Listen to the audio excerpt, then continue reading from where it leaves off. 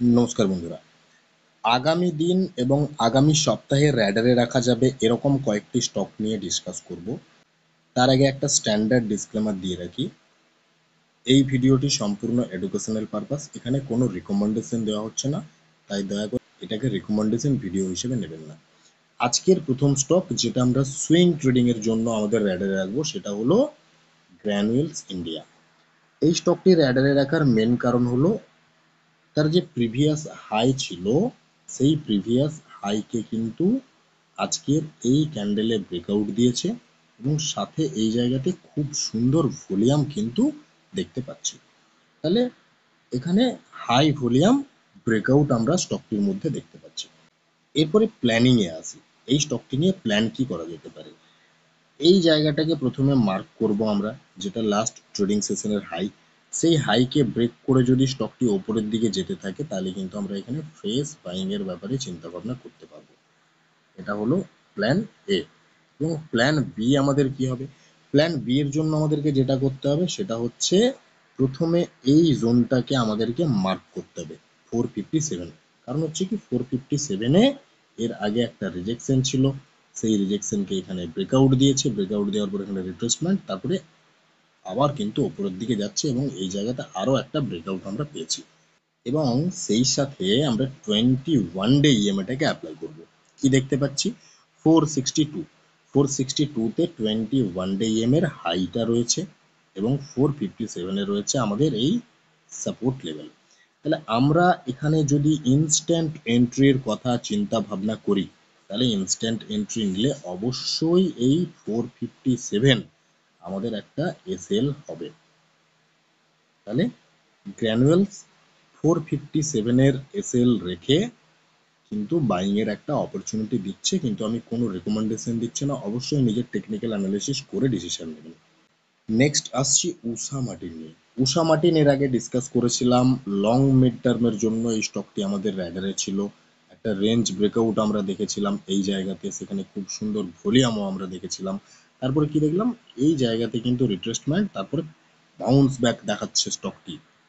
এরপর আমরা এই স্টকটির ক্ষেত্রে যেটা প্ল্যান করব সেটা হচ্ছে, এখানে যেহেতু ব্রেকআউট পেয়েছিলাম খুব ভালো ভলিউমের সাথে এবং এখানে অলরেডি রিট্রেসমেন্টের পরে বাউন্স ব্যাক দেখিয়ে ফেলেছে, তো আমরা এখানে ইনস্ট্যান্ট এন্ট্রির কথা চিন্তা ভাবনা করতে পারি। সেক্ষেত্রে আমাদেরকে এই জায়গাটা কিন্তু এসএল হিসেবে কনসিডার করতে হবে। জায়গাটা কত? মোটামুটি যদি আমরা দেখি, মোটামুটি 373 থেকে 379 ফর সুইং ট্রেডিং অনলি। এবং আমাদের টার্গেটটা কোথায় হবে? আমাদের টার্গেট কিন্তু অনেক উপরে হবে। প্রথম টার্গেট আমাদের যেটা হবে সেটা হচ্ছে এই লেভেলটা, অর্থাৎ প্রায় 430 থেকে 440-এর কাছাকাছি। কারণ এই জায়গাতে ব্রেকআউট ক্যান্ডেলের হাইটা রয়েছে। এই ব্রেকআউট ক্যান্ডেলের হাইটাকে যখনই ব্রেক করে ওপরে সাস্টেন করবে, এখানে কিন্তু অনেক লম্বা মুভ আমরা দেখতে পাবো। তাহলে উষা মার্টিন আমাদের সুইং ট্রেডিং এর জন্য র্যাডারে থাকছে এবং অলরেডি আমি মিড টার্ম ট্রেডিং এর জন্য স্টকটি অ্যানালাইসিস করেছিলাম, চ্যানেলে গিয়ে দেখতে পাবেন। মিড টার্মের জন্যও কিন্তু আমরা স্টকটিকে আমাদের র্যাডারে রাখতে পারি। পরের স্টক হলো আইকিউ লাইটিং লিমিটেড। এই স্টকটি র্যাডারে রাখার মেন যেটা কারণ সেটা হচ্ছে স্টকটির যে প্রিভিয়াস হাই ছিল, সেই প্রিভিয়াস হাইটাকে কিন্তু অলমোস্ট ব্রেকআউট দিয়ে ফেলেছে। এবং আমরা যদি একটু ভালো করে খেয়াল করি, এই যে লাস্ট ট্রেডিং সেশনের ক্যান্ডেল, সেই ক্যান্ডেলের এগেনস্টে কিন্তু খুব ভালো ভলিউম ক্রিয়েট করেছে। তো এই স্টকটির ক্ষেত্রে আমাদের যেটা মেনলি এই মুহূর্তে প্ল্যান থাকা উচিত সেটা হচ্ছে 314 বা 315-কে ব্রেকআউট দিয়েছে, ওপরে সাস্টেন করছে, কিন্তু এখানে একটা বড় উইকস আমরা দেখতে পাচ্ছি। আর লাস্ট ট্রেডিং সেশনে অলরেডি 5%-এর একটা মুভ দিয়ে ফেলেছে। তো আমরা এই স্টকটির ক্ষেত্রে একদম সিম্পল দুটো স্ট্র্যাটেজি নেব। প্রথম স্ট্র্যাটেজি হচ্ছে যেটা হাই বানিয়েছিল মোটামুটি 325, এর ওপরে যদি আমরা যেতে দেখি তাহলে এখানে ফ্রেশ বাইং এর কথা চিন্তা ভাবনা করব for swing trading.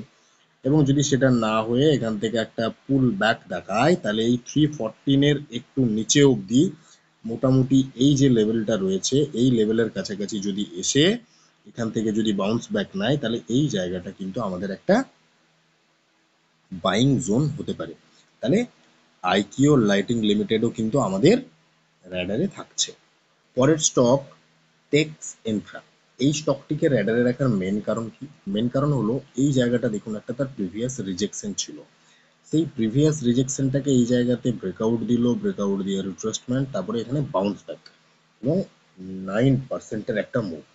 Bounce back দেওয়ার সাথে সাথে আমরা একটু যদি ভালো করে খেয়াল করি তাহলে যেটা দেখতে পাচ্ছি সেটা হচ্ছে স্টকটি কিন্তু তার যে ব্রেকআউটের পর যে হাই ছিল সেই হাইয়ের কাছেই কিন্তু ক্লোজিংটা দিয়েছে, অর্থাৎ 140-র কাছাকাছি।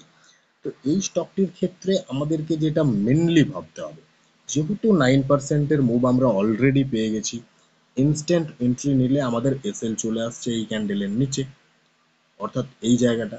কিন্তু সেটা হলে আমাদের এসএল অনেক লম্বা হয়ে যাচ্ছে। কাজে আমরা একদম সিম্পল যেটা ভাববো সেটা হচ্ছে যদি কারেকশন হতে দেখি নেক্সট ট্রেডিং সেশনে, তাহলে একটু ওয়েট করে যাব, দেখে নেব কতটা নিচে আসছে। যেখানে বাউন্স ব্যাক ক্যান্ডেল পাবো সেই জায়গাতে কিন্তু আমরা বাইং এর একটা জোন হিসেবে দেখতে পাবো। আদারওয়াইজ সবচেয়ে ভালো যেটা হবে সেটা যদি দেখি আমরা এই 140-র ওপরে স্টকটি সাস্টেন করে, এখানে ক্লোজিং দেয় ভালো গ্রিন কালারের ক্যান্ডেলের সাথে এবং ভালো ভলিউমের সাথে, তাহলে এই জায়গাটা কিন্তু হবে আমাদের একটা বাইং জোন। তাহলে এই স্টকটিও আমাদের র্যাডারে থাকছে। পরের স্টক এবং শেষ স্টক হলো অ্যাঞ্জেল ওয়ান লিমিটেড। স্টকটিকে সিলেক্ট করার মেন কারণ কি? মেন কারণ হলো এই জায়গাটা প্রথমে আমরা একটা ট্রেন্ড লাইন ড্র করব। এই ট্রেন্ড লাইনটা ড্র করলে আমরা কি দেখতে পাচ্ছি, এই ট্রেন্ড লাইনে কিন্তু স্টকটি বারবার রিজেকশন পাচ্ছে এবং যখনই রিজেকশন পাচ্ছে অর্থাৎ লোয়ার লো বানাচ্ছে, তখনই দেখুন কত বড় একটা ফল দেখা যাচ্ছে, বেশ বড় সড়ো ফল দেখা যাচ্ছে। কিন্তু এই জায়গাটাকে যদি আমরা একটু দেখি তাহলে কি দেখতে পাচ্ছি, আমরা দেখতে পাচ্ছি এই জায়গাতে কিন্তু স্টকটি তার যে ফল, হিউজ ফলের যে প্রবাবিলিটিটা থাকছিল সেই জায়গাটাকে কিন্তু অনেকটা আটকে দিয়েছে এবং এই জায়গাটাতে দেখুন স্টকটি কিন্তু কনসলিডেশনের মধ্যে আছে এবং আমরা দেখতে পাচ্ছি লাস্ট যে ক্যান্ডেল সেই ক্যান্ডেলের এগেনস্টে কিন্তু ভালো একটা ভলিউম ক্রিয়েট করেছে। তো আমাদেরকে মেনলি প্রথমে যেটা দেখতে হবে সেটা হচ্ছে এই যে ট্রেন্ড লাইন, এই ট্রেন্ড লাইনকে কিন্তু ব্রেকআউট দেওয়া খুব জরুরি। তাহলে এই ট্রেন্ড লাইনকে প্রথমে আমাদেরকে ব্রেকআউট পেতে হবে, 1 নম্বর। 2 নম্বর হচ্ছে আমরা যদি এখানে ইএমআইটাকে অ্যাপ্লাই করি, ইএমআইটাকে অ্যাপ্লাই করলে আমরা একটা ক্লিয়ার জিনিস দেখতে পাচ্ছি, স্টকটি কিন্তু এর আগে তার 200 ইএমআই অর্থাৎ এই যে রেড কালারের লাইন 200 ইএমআই কে কিন্তু ব্রেক ডাউন দিয়ে ফেলেছিল। সেই 200 ইএমআই কে কিন্তু লাস্ট ক্যান্ডেলে ব্রেকআউট দিয়েছে। তাহলে উপরে এখন আমাদের রয়েছে 100 ইএমএ এবং 50 ইএমএ। তাহলে আমাদেরকে এই ইএমআই গুলোর ওপরে কিন্তু ক্লোজিং দিতে হবে, সেকেন্ড ব্যাপার গেল। এবং থার্ড আমরা যেটা ভাববো সেটা হচ্ছে তার এই যে প্রিভিয়াস হাই ছিল অর্থাৎ এই জায়গাটা, সেটা হচ্ছে কত, 2755, এর ওপরে আমাদের কিন্তু ব্রেকআউট দিয়ে ক্লোজিং দিতে হবে এবং এখানে কিন্তু ভলিউমও আমাদের ইনক্রিজ হতে হবে।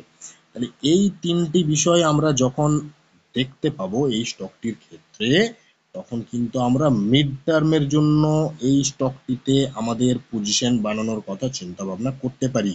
এবং আমাদের টার্গেটটা কোথায় দাঁড়াবে, আমাদের টার্গেট কিন্তু একদম পর পর করে যেটা আসবে, প্রথমে আসবে 3214, নেক্সট টার্গেট আসবে আমাদের এই জোনটা অর্থাৎ মোটামুটি 3500-র কাছাকাছি এবং ফাইনালি আমাদের যেটা টার্গেট দাঁড়াবে সেটা হচ্ছে মোটামুটি 3900 টাকার কাছাকাছি। তাহলে মিড টার্ম ট্রেডিং এর জন্য কিন্তু অ্যাঞ্জেল ওয়ান আমাদের র্যাডারে থাকবে, কিন্তু যে তিনটে বিষয় বললাম ওই তিনটে বিষয় আমাদেরকে কনফার্ম করে নিতে হবে। বাকি এই ভিডিও থেকে কোনো বাই সেল বা হোল্ড রেকমেন্ডেশন দেওয়া হচ্ছে না, অবশ্যই নিজের ফিনান্সিয়াল অ্যাডভাইজারের সাথে কথা বলে ডিসিশন নেবেন। ধন্যবাদ।